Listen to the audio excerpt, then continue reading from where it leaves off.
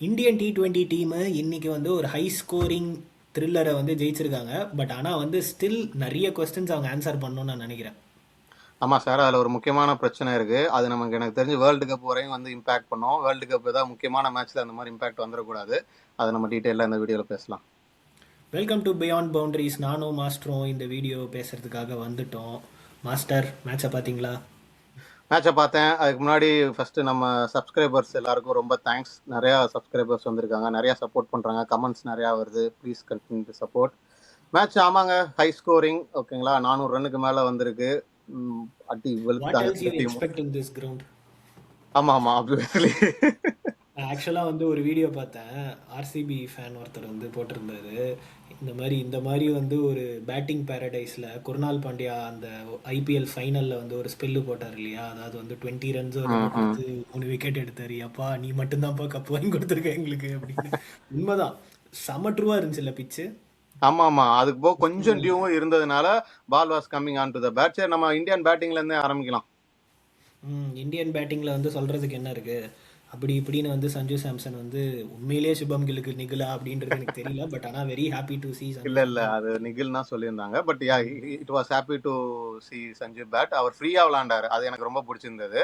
அபிஷேக் சர்மாவும் both were matching. I think power பிளேல வந்து செம்ம ஸ்டார்ட். ஐ திங்க் ஆல்மோஸ்ட் 70 வந்துட்டாங்கன்னு நினைக்கிறேன். 70 வந்துட்டாங்க. அண்ட் என்ன கேட்டிங்கன்னா இது வந்து ஒரு நல்ல பேரு. அதாவது ரெண்டு பேருமே வந்து அவங்களோட பேட்டிங் ஸ்டைல் வந்து ரொம்ப காம்ப்ளிமெண்ட் ஆகுது. ஐ மீன், நான் ஒரு மேட்சை மட்டும் வச்சுட்டு சொல்லலை, இதுக்கு முன்னாடி சஞ்சு சாம்சன் ஆடினதை வச்சுட்டு சொல்கிறேன். அண்ட் நீங்கள் சொன்ன மாதிரி அவரோட மைண்டு வந்து லைக் ரொம்ப ஃப்ரீயாக இருக்கு. Doesn't taking that pressure. நம்மளுக்கு ஒரு மேட்ச் தான் கொடுத்துருக்காங்க அப்படின்றதுலாம் இல்லாமல் ரொம்ப ஃப்ரீ ஃப்ளோயிங்காக இருந்துச்சு. அபிஷேக் சர்மா ஆஸ் யூஷுவல் அவருக்கு வந்து அதுதான் அவரோட நேச்சுரல் கேம். ஃபர்ஸ்ட் பால்ல இருந்து இறங்கி வந்து அட்டாக் பண்ண ஆரம்பிச்சிட்டாரு. அதுக்கப்புறம் வந்து ஒன் டவுனில் வந்து இன்னைக்கு ஸ்கை வந்தார். I think that is Tilak Varma வந்தாரு. சாரி, திலக் வந்தார். That is going to be is like batting position even in world cup அப்படின்னு நினைக்கிறேன். ஸோ தெரியல, பார்க்கலாம். பட் ஆனா திலக்குமே வந்து ஃபர்ஸ்ட் பால் இறங்கி வந்து 4. ஓகேங்களா, நான் வந்து ரொம்ப சர்ப்ரைஸ்டா பார்த்தேன் நானு. But I think that positive intend வந்து இருந்தது. பட் திலக் வர்மாட்ட எனக்கு ரொம்ப பிடிச்சது என்ன தெரியுமா, ஒரு மாதிரி கால்குலேட்டிவா விளையாடுறாரு. ஓகேங்களா, நான் வந்து எல்லா பாலையும் அடிப்பேன், எல்லா பாலும் சுத்துவேன், அந்த மாதிரி இல்லாம ஓரளவுக்கு கால்குலேட்டிவா. ஐ திங்க் நீங்க சொன்ன மாதிரி I am also agreeing. Number 3க்கு எனக்கு தெரிஞ்சு அவர் கரெக்டா ஃபிட் ஆகுறாரு. He can be that long term player அப்படிங்கிற மாதிரி நான் பாக்குறேன். நான் சூப்பரா விளையாண்டாரு. பேட்டிங் ஸ்டைலை பற்றி சொல்லுங்கள். அதாவது நான் சொல்லிடுறேன், மேபி லைக் அது வந்து ரொம்ப ஓவராக கூட தெரியும். பட் ஆனால் என்னை பொறுத்த வரைக்கும் he is having glimpse of Yuvraj and glimpse of Raina. அதாவது ரெண்டு பேர்கிட்ட இருக்கிற அந்த இதுவுமே I am seeing like in Tilak. I mean it's very too early to predict. But ஆனால் அவரோட பேட்டிங் ஸ்டைல் வந்து அப்படி தான் இருக்குது. He can play just a deft touch and he can also like to pull shot, இறங்கி வந்து இது பண்ணுறது, இந்த லெஃப்ட் ஹேண்டருக்கு உண்டான அந்த எலிகன்ஸ் எல்லாமே வந்து ரொம்ப சூப்பராக இருக்குது. முக்கியமாக வந்து அந்த மேட்ச் அவேர்னஸ் நீங்கள் சொன்னது, இந்த வயசில் அந்த மேட்ச் அவேர்னஸோட விளையாடுறது வந்து ரொம்ப பெரிய விஷயம். Definitely I think Rohit Sharma 2019 சொன்னார் he was just 19 years old. Tilak Varma is going to be the superstar அப்படின்னு சொல்லிட்டு அவரோட ஃபர்ஸ்ட் கேமில். That is what we are going to. அதுக்கு அடுத்து சொல்லுங்கள். மற்றவங்க யாருக்கும் பெருசாக பேட்டிங் கிடைக்கல. பட் ஆனால் வந்து சார் ஹார்திக் பாண்டியா அவர் என்ன சார் மனுஷனா சார் அவரு? தெரியும்ல, அவரோட கேர்ள் ஃப்ரெண்ட் இன்னைக்கு வந்திருந்தாங்க. ஓ அப்படியா, பரவாயில்ல, அவனும் பாக்கல. ஆனா செம்ம அடிங்க. ஆனா அப்பா, அதான் அவருக்கு கிளிக் ஆச்சுன்னா எவனும் பவுலிங் போட முடியல. அவர் பேர் என்ன, ஜார்ஜ் லிண்டேவா, சூப்பரா பவுலிங் போட்டுக்கிட்டு இருந்தாரு. ஓகேங்களா, நீ எல்லாம் என்னடா பவுலரு அப்படின்னு சொல்லிட்டு அடிய பார்க்கணும், சான்ஸே இல்ல. Outstanding innings. அதாவது I am ready to lose my wicket அப்படிங்கிற மாதிரி. I am okay to lose my wicket but I will get that extra 20 runs for the Indian team. அது வந்து ரொம்ப குரூஷியலான திங்கிங்கு. அது கிளிக் ஆனனால தான் 230 போச்சு, இல்லாட்டி 210 நின்றுருக்கும். செம பேட்டிங். அது எனக்கு ரொம்ப நாள் கழிச்சு அந்த மாதிரி ஒரு அதிரடி பார்த்தேன். அதான் வந்து ஆல்ரெடி திருப்பி சொன்னது தான். சில பேருக்கு வந்து டைமிங் வந்து பிளஸ்டாக இருப்பாங்க, சில பேர் வந்து பவர் வந்து பிளஸ்டாக இருப்பாங்க. இந்த மனுஷனுக்கு வந்து பவரும் இருக்கு, டைமிங்கும் இருக்கு, அந்த அதோட ஆட்டிடியூடும் இருக்கு. கரெக்டா, ஹி இஸ் தட் அக்ரெசிவ் கை.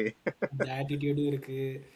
நீங்க வந்து பாத்தீங்களா இல்லன்னு தெரியல, ஜார்ஜ் லிண்டேக்கு வந்து கொஞ்சம் எல்லாரும் தடவிக்கிட்டு இருந்தாங்க. 2 ஓவருக்கு 13 ரன் தான் கொடுத்திருந்தாரு. இவர் வந்து ஏய் நீ என்ன பவுலரு அப்படின்னு சொல்லிட்டு அந்த அடிச்சுட்டு அந்த நம்ம செஸ்ட் பேசுவோம் இல்லைங்களா, அப்படி ஒரு தில்லா வந்து நின்று அடியே பார்க்கணும். உண்மையில எனக்கு ரொம்ப நாள் கழிச்சு என்ஜாய் பண்ணேன் நான் அந்த பேட்டிங். ஆமாம், எக்ஸ்ட்ராடினரி பேட்டிங். அதனால தான் வந்து 230 வந்துச்சு. அதனால் வந்து பட் ஆனால் வந்து நம்ம மற்றவங்க யாருக்குமே சான்ஸ் கிடைக்கல பிகாஸ் இவங்களே வந்து ஃபுல்லாக வந்து ஆடிட்டாங்க. அம், நம்ம வந்து கன்சர்ன் அப்படின்னு நம்ம வந்து ஸ்டார்டிங்லேயே வீடியோ முன்னாடி சொல்லியிருந்தோமே, பேட்டிங்கில் வந்து ஸ்கையை பற்றி பேசணுமா? ஆமா சார். அவர் கன்சர்ன் தான் வந்து எனக்கு ரொம்ப பெரிய கன்சர்ன் ஆகிக்கிட்டே போகுது ஒவ்வொரு மேட்ச்லயும். எனக்கு என்ன தோணுச்சுன்னா, அவரே அந்த பிரஷரை எடுத்துக்கிட்ட மாரி எனக்கு ஒரு ஃபீல் இருந்தது. ஆமா நான் ரன் எடுக்கல, நான் ரன் எடுத்து ஆகணும் அப்படின்னு ஒரு பிரஷருக்குள்ள போயிட்ட மாரி எனக்கு தோணுது. ஐ ஆல்சோ ப்ரெசன்டேஷனில் சொன்னார். ஆ அதாவது I Suryakumar Yadav the batter is not something that we found in this அப்படின்னு அவரே சொன்னார்.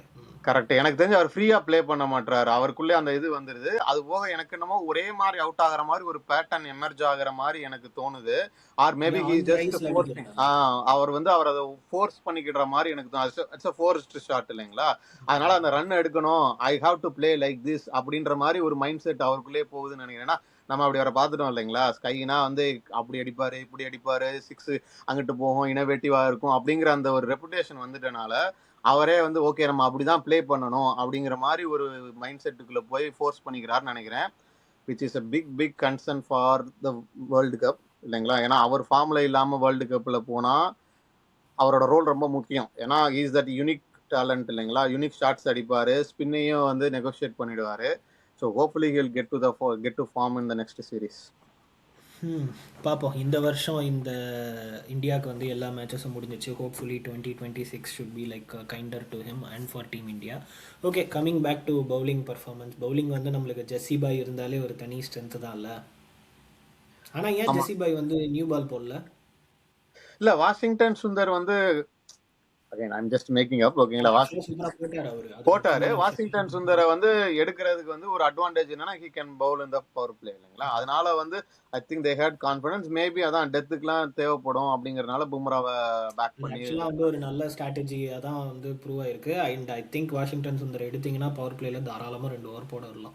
ஆமா நம்ம அந்த மாதிரி பவுலிங்ல ஒரு போறதுக்கு முன்னாடி சவுத் ஆப்பிரிக்காவோட பேட்டிங் லைனப் என்ன சார் போய்கிட்டே இருக்கு. நான் வந்து முடிஞ்சிருச்சுன்னு நினைக்கிறேன். பாஸ் 11 இறங்குறாரு. 11 மட்டும்தான் ஆட மாட்டாங்க. ஆமா பேட்டிங் என்ன பேட்டிங் இது? யாருங்க சார் இவங்க பாருங்களேன் எல்லாரும் பேட்டிங். பாஸ் வந்து 10வது இறங்குறாரு. ஆமாம் ஆமாம், நம்பர் 10ல கார்பின் பாஷ் வருவார். ஆமாம், அதாவது அவங்களுக்கு சான்ஸே செம இல்ல. பேட்டிங் லைனப்போ அவங்க ஸ்டார்ட்டவும் சூப்பராக கொடுத்தாங்க. குவிண்டன் டிகாக் வந்து அவர் சூப்பரா 1 விளையாடுறாரு. கோடிக்கு தான் சார் எடுத்தாங்க, என்னையாடா 1 கோடி எடுத்தீங்க அப்படின்ற மாதிரி அடித்த மாதிரியே இருந்துச்சு. இருங்கடா வரேன் அப்படின்ற மாதிரியே இருந்துச்சு அவர் அடிச்சது. இல்ல பட் அவர் கிளியரா அண்ட் விளையாண்டாரு ஓகேங்களா? ஐ நோ மை கேம் ஓகேங்களா? நீ இப்படி போட்டீங்கன்னா நான் இப்படிதான் அடிப்பேன். அதுக்கு மேல எதுவும் கரெக்டா பிச்சும் வந்து கரெக்டா வந்து சூட் ஆச்சு எனக்கு தெரிஞ்சு.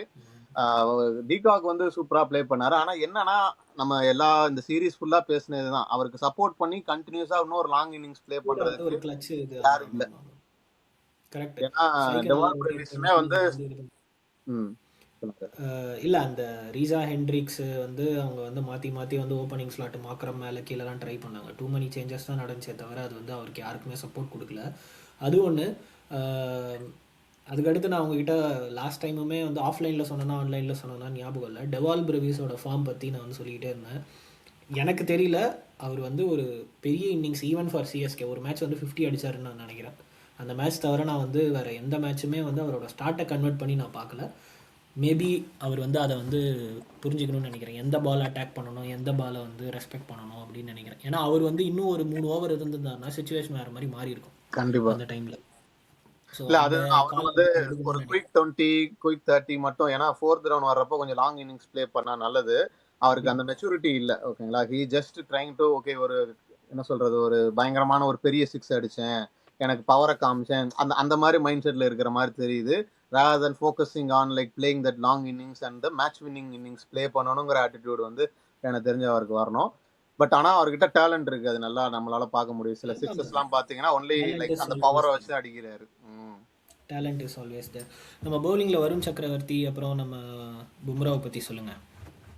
வருண் சக்கரவர்த்தி வந்து ஏதோ ஒரு ஓவர்ல அடி வாங்கிட்டாரு, 20 என்னமோ அடிச்சாங்க, கொஞ்சம் 6 அடிச்சுக்கிட்டே இருந்தாங்க. ஆனா அவர் வந்து ஹி கெப்ட் கமிங் பேக் ஓகேங்களா?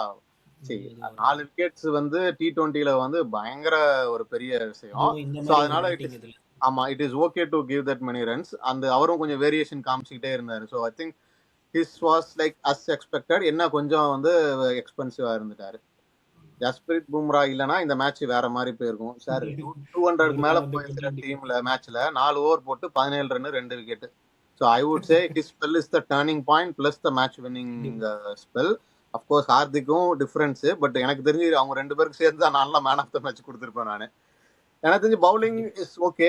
அகைன் இன்னொரு கன்சர்ன் நான் பார்க்குறேன் நான். ஓகேங்களா, அதையும் பற்றி நம்ம குயிக்காக பேசிடலாம். நான் வந்து லாஸ்ட் மேட்ச் முந்தின மேட்ச் தானே, அது ஒன் ஆஃப் கேஸ்ன்னு நினச்சேன். இந்த ஒய்டு போடுறது அவரால் வந்து கண்ட்ரோல் பண்ண முடியாமல் ஹர்ஷ்தீப் சிங் வந்து ஸ்ட்ரகிள் பண்ணது ஒன் ஆஃப் கேஸ்ன்னு நினச்சேன். இன்னைக்கும் திரும்ப ரிப்பீட் ஆயிருக்கு. ஓகேங்களா, 4 ஓவருக்கு 47, 4 ஒய்டு. ஓகேங்களா, ஸோ அது என்னங்கிறத எனக்கு தெரிஞ்சு அகைன் அவரும் வேர்ல்டு கப்புக்கு முன்னாடி அதை ஒர்க் அவுட் பண்ணி, ஏன்னா அகைன் நம்ம பேசுறதெல்லாம் அப்படிதான் இல்லைங்களா, ஒரு குரூஷியல் மேட்ச், ஒரு செமிஃபைனலோ இல்லை ஒரு ஃபைனலில் வந்து இந்த மாதிரி போயிடுச்சுன்னா then will have problems. So அதனால எனக்கு தெரிஞ்சு அந்த ஒரு கன்சர்னும் எனக்கு தெரிஞ்சு இந்தியா நெக்ஸ்ட் சீரீஸில் வந்து அட்ரஸ் பண்ண ட்ரை பண்ணுவாங்க. I hope Morne Morkel already note பண்ணியிருப்பாரு, அதை வச்சு டீட்டெயிலாக பேசுவாங்கன்னு நினைக்கிறேன். I think he just loses control, அப்படிதான் எனக்கு தோணுது. கரெக்டாக இன்னிலேருந்து 50 நாள் தான் இருக்குது T20 வேர்ல்டு கப் ஸ்டார்ட் ஆகிறதுக்கு. ஸோ அதுக்குள்ளே வந்து இந்தியா வந்து இதெல்லாம் கரெக்ஷன் பண்ணி இதெல்லாம் வந்து பண்ணுவாங்க அப்படின்றத நம்ம வந்து நம்புவோம். ஹோப் எப்படியோ வந்து நம்ம வந்து டெஸ்ட் சீரிஸ் தோத்தாலும் நம்ம ஒன் டே சீரீஸும் ஜெயிச்சிட்டோம், T20 சீரீஸும் ஜெயிச்சிட்டோம். So on that note like we are closing Indian டீமோட வந்து 2025 is closing from this match. So இதுக்கப்புறம் 26 தான் மேட்ச்சு. அவ்வளோதான். இந்த T20 சீரீஸ் ரொம்ப சூப்பராக நடந்துச்சு.